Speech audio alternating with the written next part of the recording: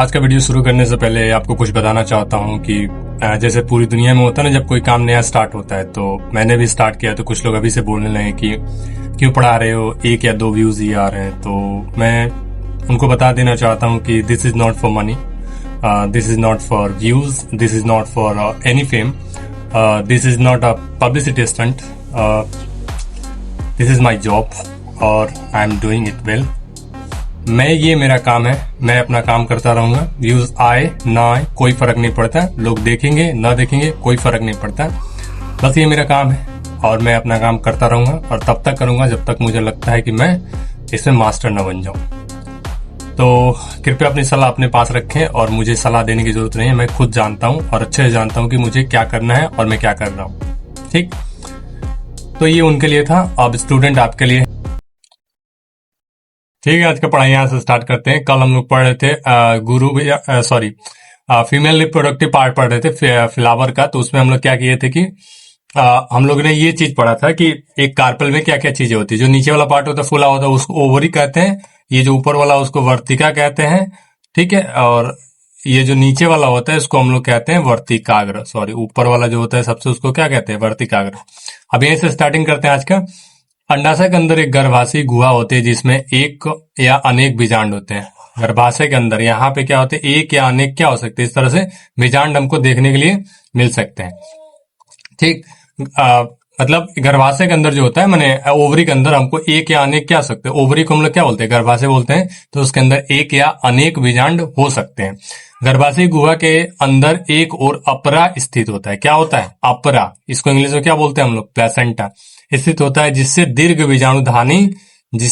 बीजाणुधानी उत्पन्न होता है, जो बीजांड कहलाता है। क्या कहलाता है, बीजांड कहलाता है। दीर्घ बीजाणुधानी से क्या उत्पन्न होता है, बीजांड उत्पन्न होता है। अगला, एक अंडाशय में एक या अधिक बीजांड हो सकते हैं। एक अंडाशय में कितने हो सकते हैं, एक या अधिक बीजांड हो सकते हैं।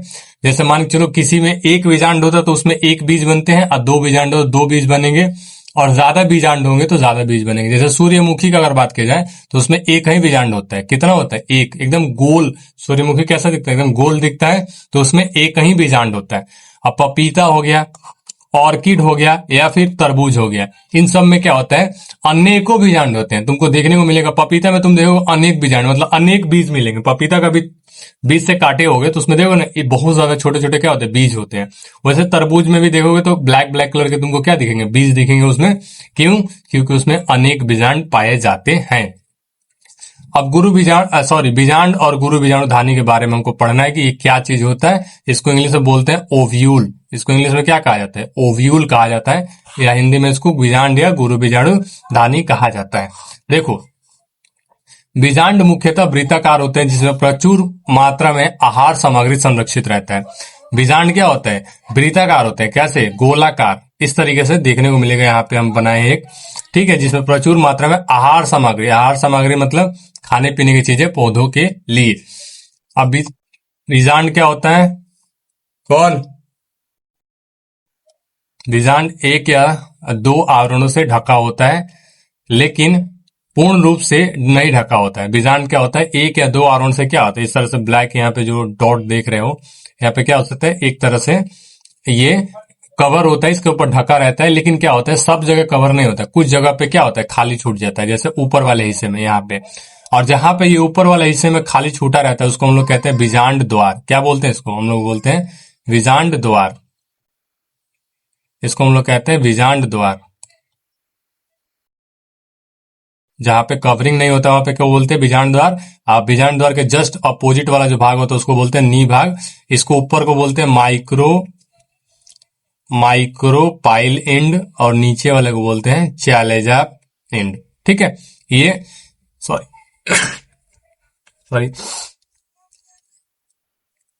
तो जिसमें क्या बोलते हैं, 2 पार्ट होते हैं। ऊपर वाले भाग को हम लोग बोलते हैं बीजांड द्वार, माइक्रोपाइल, और नीचे वाले भाग को हम लोग क्या बोलते हैं, नी भाग और चैलेजा एंड, चैलेजा। अब बीजांड के अंदर क्या होता है, बीजांड में भ्रूण कोष होता है। बीजांड में क्या होता है, भ्रूण कोष होता है, जो अर्धसूत्री विभाजन के क्या होता है, बाद बनता है। बीजांड का स्ट्रक्चर यहाँ पे पढ़ लिए। अब बीजांड के अंदर क्या होता है, भ्रूण कोष होता है। इस तरीके से एक गोलाकार भ्रूण कोष होता है इसमें। अब देखो, भ्रूण कोष जो होता है,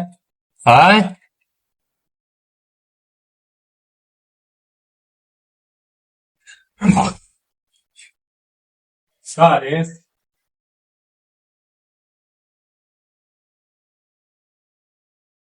का चार्जर चाहिए।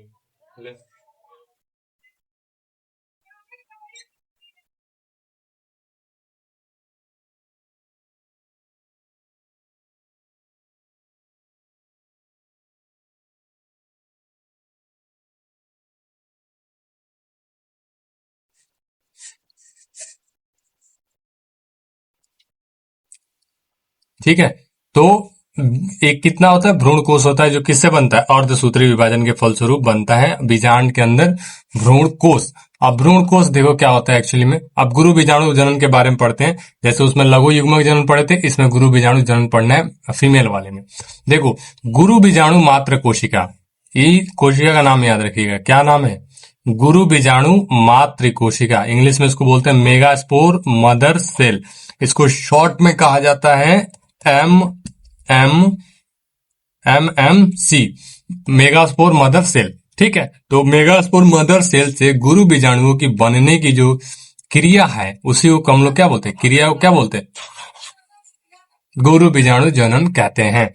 गुरु बीजाणु मात्र कोशिका से गुरु बीजाणु को बनने की क्रिया को जो बोलते हैं, उसको बोलते हैं गुरु बीजाणु जनन। देखो, गुरु बीजाणु जनन एक बड़ी कोशिका होती है। गुरु बीजाणु मात्र कोशिका जो है एक बड़ी कोशिका होती है, जिसमें सघन जीव द्रव्य तथा एक केंद्रक होता है। क्या क्या चीज होते हैं, फंक्शन क्या है, सॉरी इनका लोग का। ठीक है। तो इसमें क्या क्या पाया जाता है, सघन जीव द्रव्य है और साथ में एक केंद्रक है। किसमें, गुरु बीजाणु मात्र कोशिका में सघन जीव द्रव्य और साथ में एक बड़ा सा केंद्रक भी देखने को मिलता है। यही इनकी क्या है, पहचान है। अब गुरु बीजाणु जनन में, गुरु बीजाणु मात्र कोशिका में अर्धसूत्री विभाजन के फलस्वरूप 4 गुरु बीजाणु बनते हैं। अब 4 गुरु बीजाणु बनते हैं कैसे, देखो यहाँ पे मान के चलो, एक यहाँ पे है गुरु बीजाणु मात्र कोशिका, मतलब एम सी। अब इसमें क्या होगा, अर्धसूत्री विभाजन बनेगा। अर्धसूत्री विभाजन से कितने बनेंगे, 4 गुरु बीजाणु यहाँ पे सेल्स क्या होंगे, बनेंगे। 4 गुरु बीजाणु सेल्स बनेंगे। ठीक, तो इसको बोलते हैं गुरु बीजाणु जनन। अब देखो, भ्रूण कोश की संरचना, भ्रूण कोश की संरचना, जैसे बीजांड के अंदर जो भ्रूण कोश होता है ना, उसकी संरचना हमको पढ़ना है। Structure of embryo sac, structure of embryo sac. अब इसकी संरचना में निम्नलिखित होती है। देखो, सबसे पहले इसकी संरचना में आते हैं अंड समूचे। अंड समूचे इंग्लिश में बोलते हैं एग अपरेटस, एग अपरेटस। अब देखो ये कहाँ स्थित होते हैं, इनका पोजीशन याद रखिएगा। यह बीजांड द्वार की ओर स्थित 3 कोशिकाओं का समूह है। इनमें प्राय बीच में एक अंड कोशिका तथा दोनों ओर सहायक कोशिकाएं सीनर्जिड्स, क्या बोलते हैं, सीनर्जिड्स पाई जाती है। जैसे भ्रूण कोश बनाए इस तरीके से, तो जो ऊपर वाला हिस्सा है उसमें क्या होते हैं, 3 कोशिकाएं होती है इस तरीके से। ठीक है, इस तरीके से 3 कोशिकाएं क्या होती है, पाई जाती है। तो जो बीच वाला है ये होता है एग, बीच वाला क्या होता है, एग। और ये दोनों साइड वाली कोशिका है, ये और ये, इसको हम लोग कहते हैं सहायक कोशिका। क्या बोलते हैं, सहायक कोशिका। ये 3 कोशिकाओं का समूह है, किधर की ओर, ये है यह बीजांड द्वार की ओर। ठीक है ना, मैंने ऊपर की ओर 3 कोशिकाएं इस तरीके से पाई जाती है, जिनमें एक को अंडा बोलते हैं, दूसरे को क्या बोलते हैं, सहायक कोशिका, सिनर्जिस्ट कहा जाता है। सहायक कोशिकाओं में अंगुलियों की तरह रचनाएं पाई जाती है, जिन्हें तंतु रूप समूचे फिल्लीफॉर्म अपरेटस कहते हैं। फिल्लीफॉर्म अपरेटस कहते हैं। इनमें एक ही अंड कोशिका होती है। इनमें क्या होती है, एक अंड कोशिका होती है। इसके ऊपर ना इस तरह के फिंगर लाइक स्ट्रक्चर देखने को इससे मिलते हैं, फिंगर लाइक स्ट्रक्चर देखने को मिलते हैं। इनको कहा जाता है फिल्लीफॉर्म अपरेटस। आगे बढ़ते हैं। सहायक कोशिका का तंतुरूप समुच्चय पराग नलिका को दिशा निर्देश करता है। देखो, तंतुरूप समुच्चय क्या है, पराग नलिका को दिशा बताता है। दिशा आप आगे जब परागण पढ़ाएंगे उसमें बताएंगे कि एक्चुअली में ये कैसे काम करता है। ठीक है। अब बीच में क्या होता है, सेंट्रल कोशिका होती है। फिर से वही बना रहे हैं। अब बीच में जो कोण होता है कोशिका, एक कोशिका होती है इस तरीके से। अंड समुच्चय की निश्चित कोशिका को केंद्रीय कोशिका कहते हैं, जिसमें 2 ध्रुवीय केंद्रक होते हैं। ये निषेचन से पूर्व संलयनित और द्विगुणित केंद्रक बनाते हैं। इसमें 2 केंद्रक होते हैं इस तरीके से। एक कोशिका होती है लेकिन केंद्र कितने होते हैं, 2 होते हैं इसमें। तो इसको कहते हैं सेंट्रल कोशिका, सेंट्रल सेल, या हिंदी में बोलो केंद्रक कोशिका।